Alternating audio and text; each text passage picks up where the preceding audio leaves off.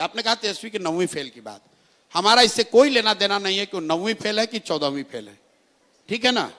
मैं क्यों कह रहा हूं उसकी बात को आप समझिए गंभीरता को। सामाजिक आर्थिक स्थिति और परिवेश की वजह से कई बार आपको यह अवसर नहीं होता है कि आप फॉर्मल एजुकेशन कर सकें। मुझे इस बात का ज्ञान है। कामराज से बड़ा कोई मुख्यमंत्री तमिलनाडु में नहीं हुआ, कामराज को कोई फॉर्मल एजुकेशन नहीं थी, लेकिन उनकी परिस्थिति अलग थी। तेजस्वी यादव डीपीएस आरके पुरम में, आप भी दिल्ली में रहती हैं, डीपीएस आरके पुरम में पढ़ते थे, 9वां पास वहां से नहीं कर पाए। उनका दावा है कि हम क्रिकेट खेलने चले गए। अब क्रिकेट में कितना नाम कमाया वो तो बात छोड़ दीजिए। बाबूजी ने उनके कहा कि अरे भैया मेरा लड़का, हम तो सोचे थे क्रिकेट खेलने गया है, ये तो तौली लेकर पानी लेकर दौड़ रहा है।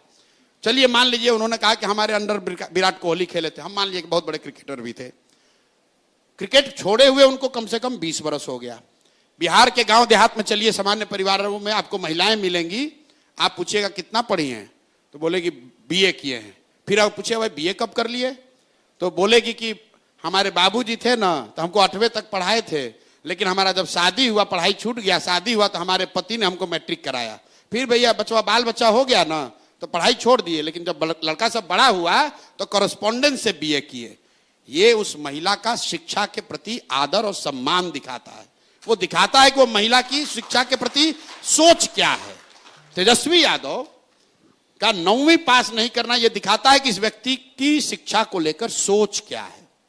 भाई आप उस समय नहीं पढ़े, क्रिकेट खेलने चले गए, अब पढ़ लो, अब मैट्रिक पास करके दिखा दो।